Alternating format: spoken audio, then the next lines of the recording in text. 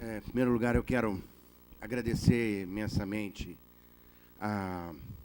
ao Sérgio Schneider, a Fabiana, a Alessandra pelo convite, a viabilização da minha vinda, a minha estada aqui está uma extraordinária, me deu uma extraordinária satisfação intelectual, sensorial e gastronômica. Em um encontro, como eu falei ontem na sessão do workshop da noite, eu acho que somente em Porto Alegre é possível realizar um encontro com essa magnitude, com esta abertura intelectual, com essa abertura de experiências, envolvendo diversos agentes, estudantes, pensadores do sistema agroalimentar. E tem sido um evento extraordinário.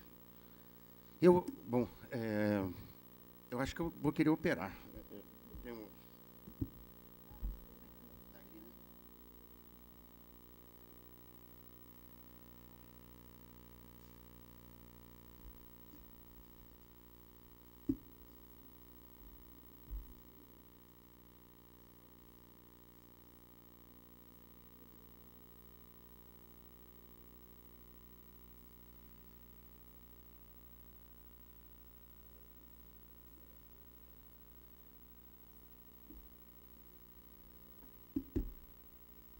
Bom,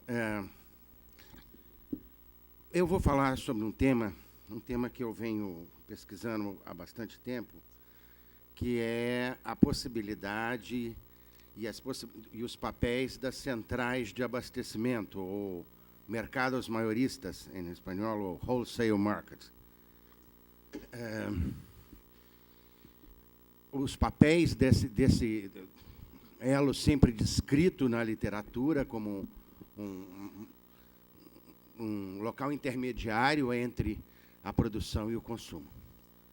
A minha estrutura, rapidamente, eu vou cobrir alguns tópicos e analisar em específico algumas condições do modelo brasileiro de mercado atacadista, e para daí encontrar algumas possibilidades, mas vou enfatizar bastante os limites para que a gente entenda essa estrutura.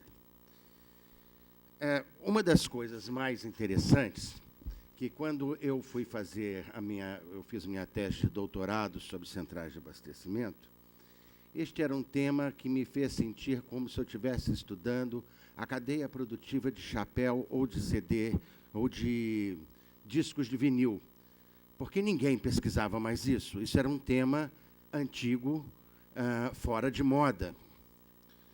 O que houve é que, a partir dos anos 2000, uma série de percepções e preocupações chegou primeiro na Europa e depois aqui, e sem que eu tivesse mudado uma vírgula, eu, de saudosista e antiquado, virei moderno e visionário.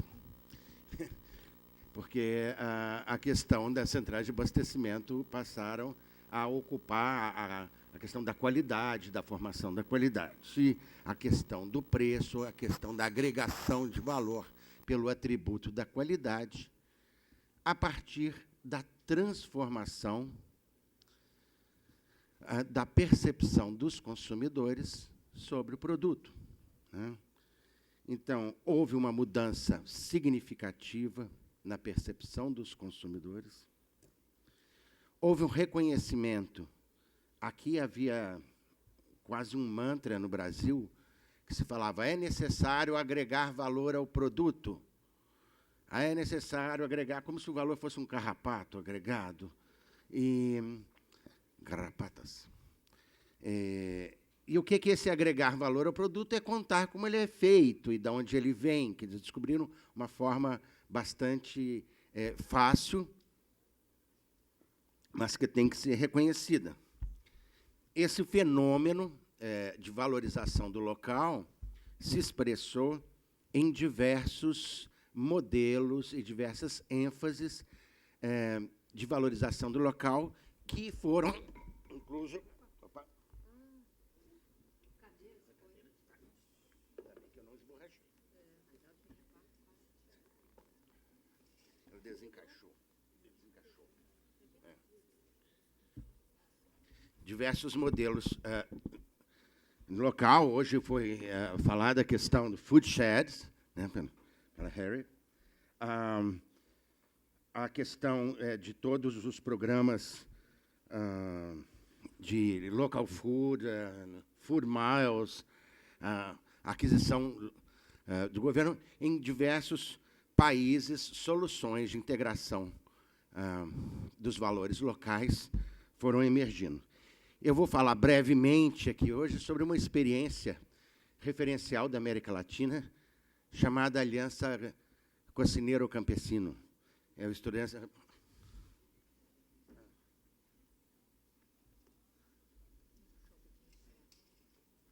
que é a experiência do Peru, como um dos casos referenciais de integração entre gastronomia e desenvolvimento rural.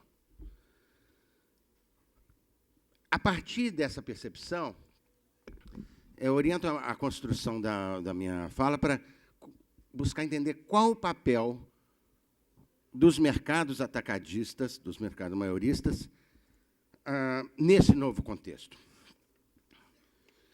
Sabendo, William, nossa situação é muito melhor do que a da Holanda, em relação à concentração. Essa foi uma pesquisa feita sobre o local de compra de produtos frescos. Então, apenas 80% dos consumidores vão ao supermercado. No caso da Holanda, mostrou que a concentração é 86%. Felizmente, nós não estamos nessa situação. Isto coloca um grande desafio, e a gente acabou de ver que há uma grande solução. Mas essa coloca uma grande pauta para pensarmos que 80% dos consumidores, isso aí é local de compra, e a pesquisa é de 2011, ou seja, atual, vão aos supermercados, com todas as implicações de seleção, de escolha pelos consumidores e de seleção de consumidores. Muito bem, como é que nós vamos, então, analisar os mercados atacadistas brasileiros? O nosso modelo é um modelo inspirado no modelo espanhol da Mercasa, do nosso sistema de centrais atacadistas, mas não é culpa dos espanhóis o que acontece hoje aqui, porque nós mesmos conseguimos avacalhar o que estava bem estruturado. O Brasil teve um sistema atacadistas que funcionou de 72 até 88, e depois o governo achou que isto não era mais importante e se desfez das centrais de abastecimento, o governo federal. E hoje nós temos, depois comprou umas, enfim, há uma história toda dramática, mas hoje nós temos centrais de abastecimento federais, estaduais, municipais e algumas que são de organização social, enfim, é uma grande confusão o sistema brasileiro. Mas é um sistema que tem ainda um papel muito importante na oferta, principalmente de produtos frescos. E é um sistema latino-americano. Um estudo que eu fiz para a FAO, consegui identificar, é um dado relativamente pouco conhecido, e nós temos no Brasil 76 mercados atacadistas, e na América Latina são 291, de todo o tipo de tamanho, porque, e o curioso é que nós não temos uma classificação, uma tipologia consagrada para estes mercados. Parece que ninguém se interessou em fazê-lo ainda. Mas nós temos, então, um sistema, o sistema latino-americano é muito parecido ou inspirado no sistema espanhol e francês. Eu fui dirigente de uma central de abastecimento de grande porte aqui no Brasil, e, nesse ponto da palestra, eu devia falar, olha, as centrais de abastecimento são um elo promotor da qualidade, da formação de valor, é a partir dele que se selecionam os produtores, mas, como eu não sou mais dirigente e eu estou aqui na categoria de acadêmico, eu posso levar alguns questionamentos que vamos levar a ver que não é bem assim. Hoje, toda a tendência toda a discussão sobre cadeias curtas, isso na concepção da FAO, que é o órgão para a Agricultura e Alimentação da ONU, é que o circuito curto é uma forma de comércio baseada na venda direta de produtos frescos ou de safra, que implicam nenhum ou, eventualmente, só um intermediário. Ora, evidentemente, isto é frontalmente contrário ao que acontece com a própria existência das centrais atacadistas. Então, as CEASAs são, na verdade, anti-circuito curto. Né? Mas isso acontece, e a gente pode entender que as cadeias curtas ou circuitos curtos devam diminuir essa distância ou tornar claro, como o Ellen fez, quer dizer o seguinte, se você tornar claro o quanto você cobra por essa intermediação, essa etapa, você traz um ganho coletivo, um bem público. Né? Então, a gente atribui um papel do que as centrais de abastecimento podem ser, e é necessário, então, entendermos um pouco os fundamentos ou as origens do que eu chamei do DNA, ADN, das centrais de abastecimento. Primeiro, uma abordagem bem institucionalista, para agradar a academia aqui, que os aspectos de especificidade dos produtos, como perecibilidade, escala produtiva e atributo de qualidade, vão fazer com que a forma comercial se organize de formas distintas, que levem a formatos organizacionais comerciais diferentes, né? E que, no caso, um estudo que eu fiz um estudo é tão antigo que foi feito no milênio passado. Eu fiz diversas formas de organização para isso numa central atacadista de Minas Gerais, para hortaliças, frutas e raízes, dizendo de diferentes tipos de intermediários que iam lidar de forma diferenciada com esses atributos. Quais atributos? Perecibilidade, né, a vida do produto, a escala produtiva e o atributo. Olha, este aspecto... Opa, está difícil. Ele é frontal, esse aspecto nega um dos maiores malefícios que a ciência econômica fez, que é, ao criar um modelo irrealista do mercado de concorrência perfeita, que está na base dos conceitos da teoria neoclássica, eles podia ter inventado aquilo e dizer que concorrência perfeita é um elefante cor-de-rosa. Mas não, eles falaram que era um mercado atacadista.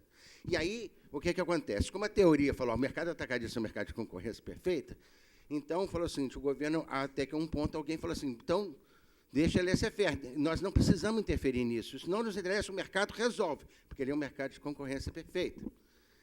Mas é claro que não existe nem um mercado de concorrência perfeita, e muito menos central de abastecimento é um. Mas talvez essa concepção tenha levado a uma série de problemas.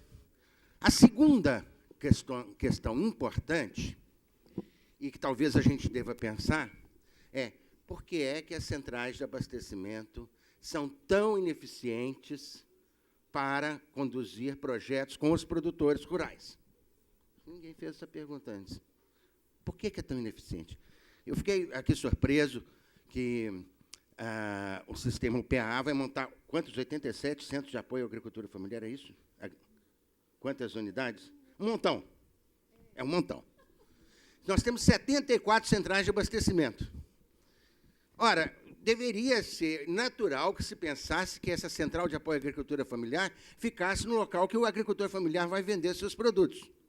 Mas essa conexão parece não ter sido feita. Por quê? Porque a Ceasa lida mal com o produtor rural. Mas não é o cara que vai vender? Mas deixa para lá. Né? Nós não sabemos, a Ceasa não cria um programa de divulgação de origem dos produtos, ela não diz quantos produtores, poucos mercados atacadistas têm cadastro de produtor, quando tem, não distingue agricultura familiar, quando distingue, não conta. Não é capaz de... quais são os municípios do Rio Grande do Sul que têm mais de 90% que são fornecedores de frutas e que mais de 90% da sua entrega na Ceasa é de uma fruta só, ou seja, um município altamente especializado. Essa informação tinha que estar disponível. Por quê? Porque se esse município tem uma praga e 90% da sua economia é baseada na entrega de um só produto, esse município vai para o buraco. Então, qual o processo de diversificação produtiva que a central de abastecimento faz? Nenhuma. Não é essa daqui, é todas. Por que é que as Ceasas são tão ruins ou não são capazes... Opa, mas eu estou...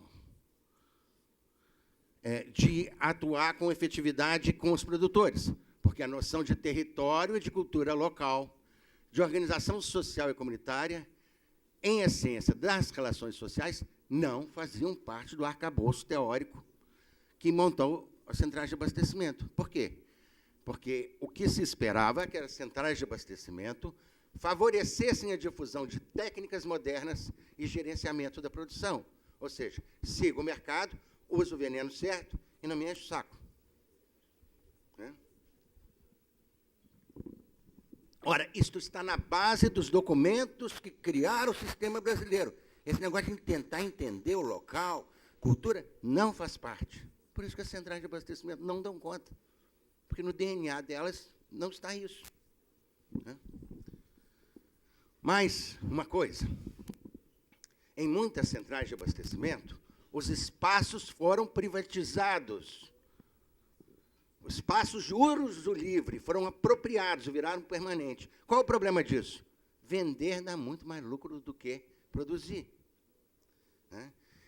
E uma das coisas interessantes, e que se fala muito das perdas agrícolas, nós temos uma história virtuosa no Brasil de assistência técnica, de desenvolvimento de tecnologia, mas essa história virtuosa termina quando o produto está pronto.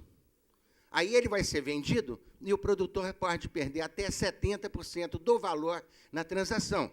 Então, qual que é a nossa situação real? Nós perdemos 30% da produção física e o produtor ainda perde 70% do valor.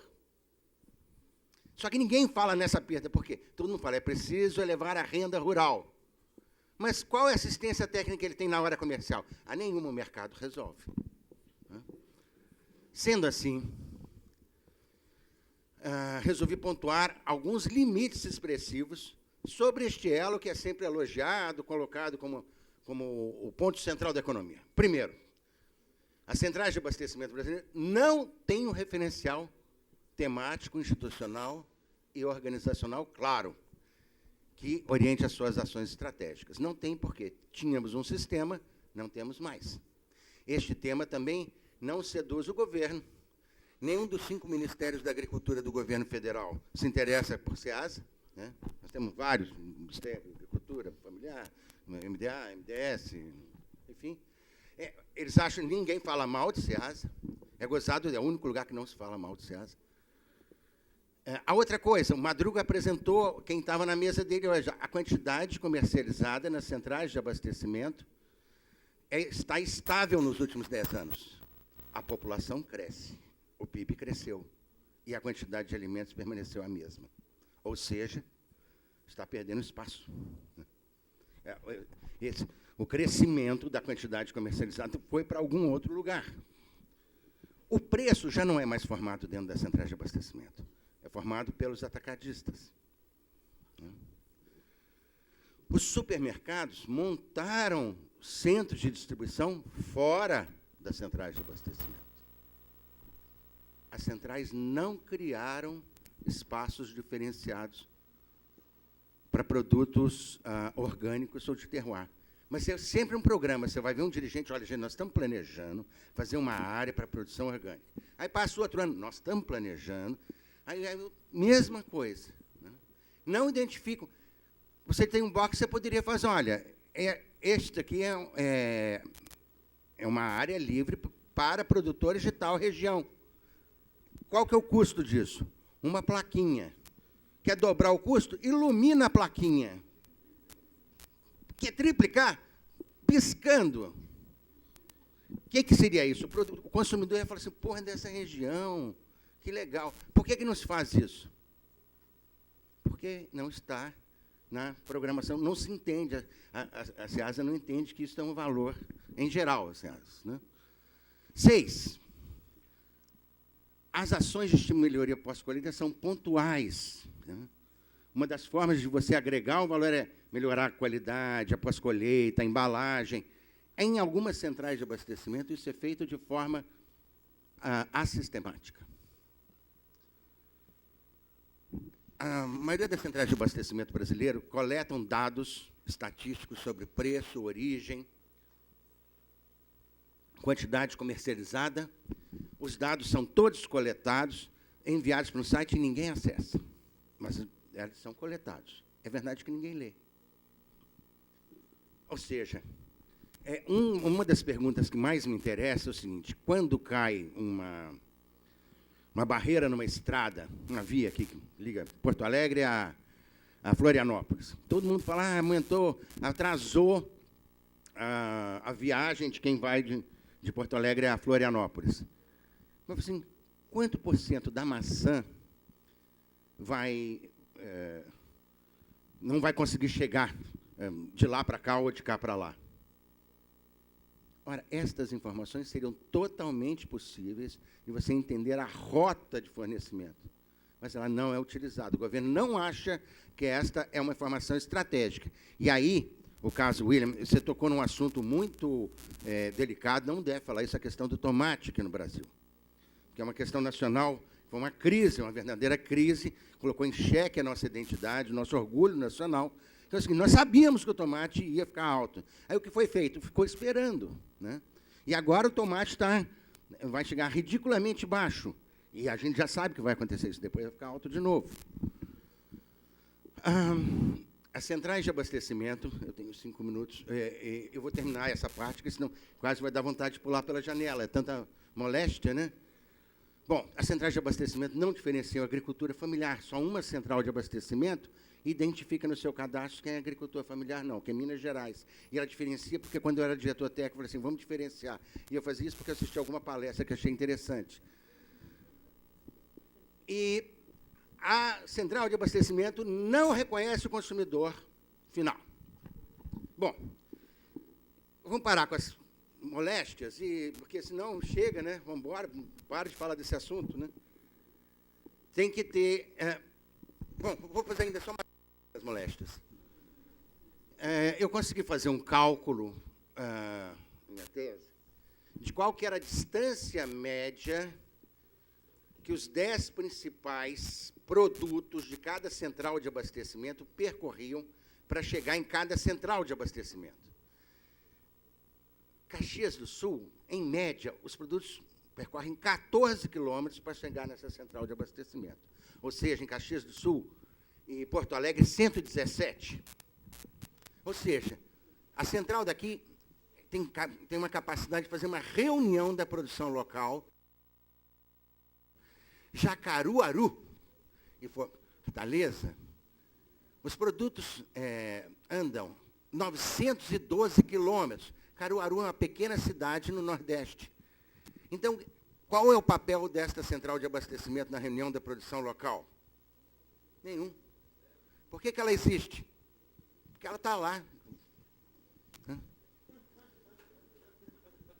Está lá, vamos tirar. Aí o que acontece? A gente lança um programa, vamos estimular os produtores na SEASA, e eu aposto que Caruaru já pegou um montão de dinheiro para estimular os produtores. Quer dizer, não tem sentido Fortaleza, 809. A outra coisa é o famoso passeio das mercadorias. O passeio da mercadoria está aqui, peraí. Eu pude calcular também pela primeira vez quanto que um produto chega e vai para outra central de abastecimento e vai para outra. Peguei o caso de São Paulo, a maior central de abastecimento do Brasil. 5,2% do que se comercializa em Belo Horizonte vem de São Paulo. Em compensação, em Juiz de Fora, 12% vem de Belo Horizonte. Juiz de Fora recebe de São Paulo, do Rio e de Belo Horizonte, central atacadista, vendendo para a central atacadista para vender. Então, isto, no mínimo, é uma irracionalidade logística, uma irracionalidade econômica, e essa informação não é combatida porque no trânsito da nota fiscal dos produtos se coloca apenas o município de origem, e não se ela passou por uma intermediação. E conseguimos fazer isso porque de Belo Horizonte eu sabia, era dirigente da central, e da CEAGESP eu sabia que não se plantam, quer dizer, se planta talvez um pé de alface em São Paulo, mas ele não passa por outros fornecedores, então eu sabia que vinha do sistema. Essa é uma coisa importantíssima para pesquisar. Então, estão vendo? Vocês têm pauta legal para pesquisa. Então. Bom, não vamos ficar só com a tragédia, vamos ver que possibilidades as centrais de abastecimento têm para se tornar um elo de desenvolvimento virtuoso.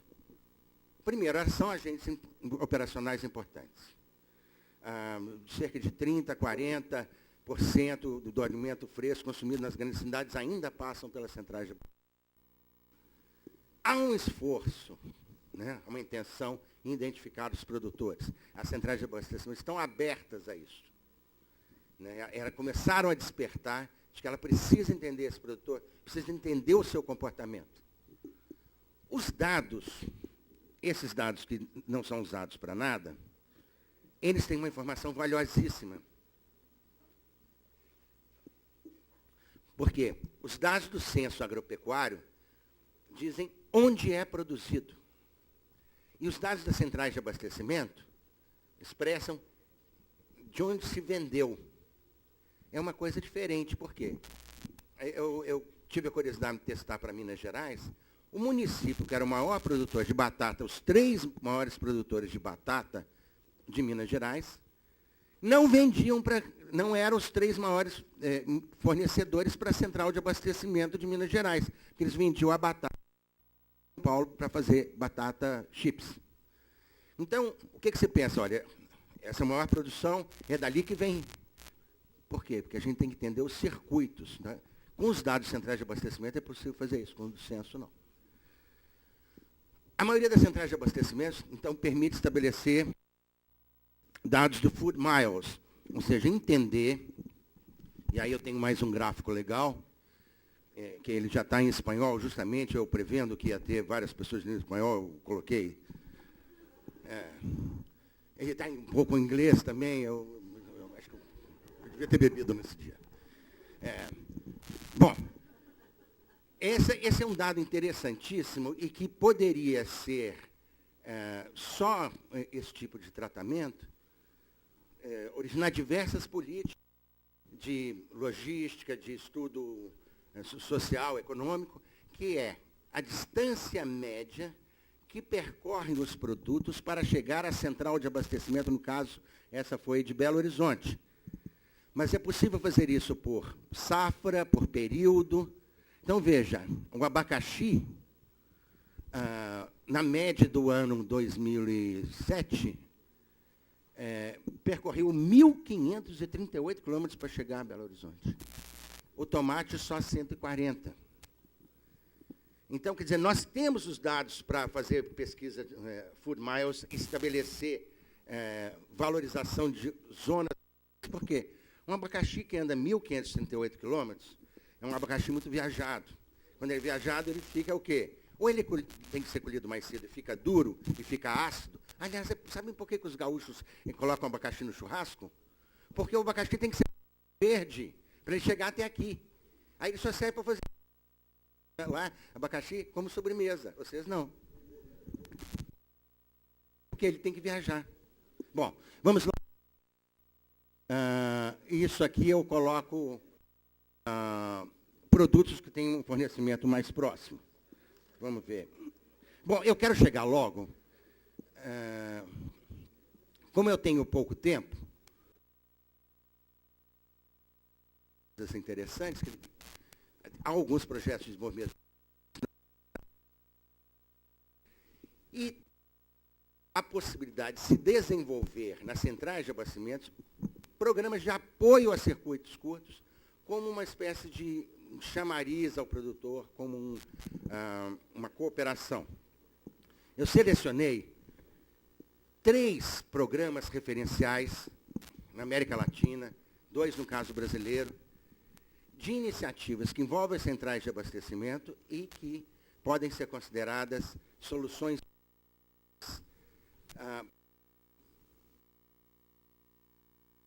da produção, da intermediação e do consumo. O ARA é uma cooperativa de produtores de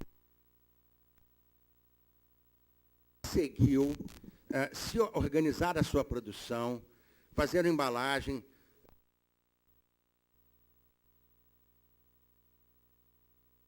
público Pronaf, enfim, não há muita novidade em relação a este modelo, um modelo europeu. Eu quero enfatizar que é um dos exemplos mais extraordinários que eu encontrei em casa, perfeitamente colocado aqui. Mineiro campesino. O que este caso expressa? Em 2000, criada a Sociedade Gastronômica Peruana, formada por mas também por pesquisadores, por jornalistas, por enólogos, enfim, o pessoal tomando. E resolveram criar um programa em que há o desenvolvimento rural. Todo mundo já ouviu isso, é sempre um sonho, não tem novidade.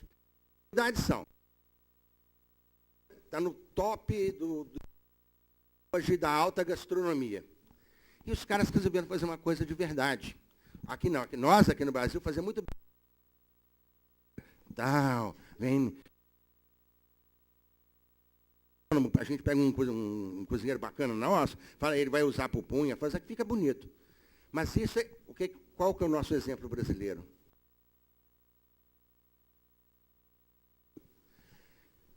Não é público, quer dizer, é público, mas não é estatal, ele tem apoio do governo, de criação de escolas de gastronomia regionais, criação de programas da qualidade, porque os cozinheiros não querem usar um produto artesanal só porque, ou de uma agricultura familiar, só pela questão social. Eles querem ter padrão, precisam ter embalagem,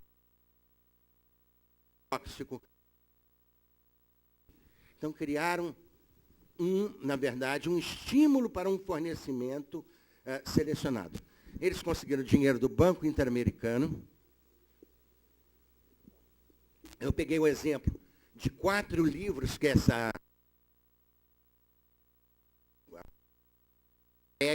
eu tenho também o link. Eles publicaram livros com embasamento teórico, inclusive. Esse livro, Arris Peruano, Arris é uma pimenta belíssima. Olha, o outro é Pequena Agricultura e Gastronomia, Oportunidades e Desafios. E eles fazem anualmente um festival de comidas e danças típicas, chama Festival Mistura. Então, esse é um caso realmente interessante para a gente analisar e ver este link. Agora, o que tem as centrais de abastecimento a ver com isso, né? Na verdade, é o que eles estão articulando para que esses produtores consigam entregar nas centrais de abastecimento.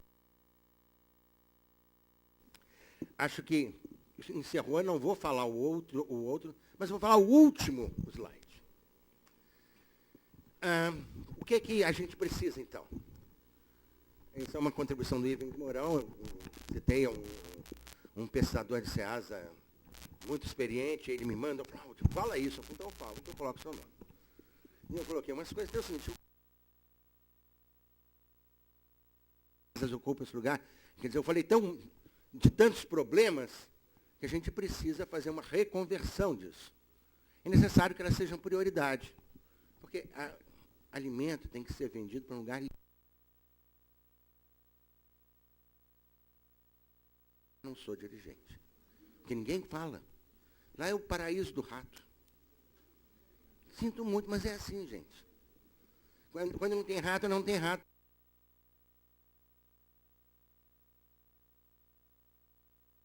Não é? A outra coisa tem que ser local de formação da qualidade, espaço de valorização de atributo local. Para fazê-lo, passar numa ação mais decisiva em criar um conjunto de boas práticas, porque lá tem que ser, é isso que se espera, local de formação de qualidade e de valorização. Bom,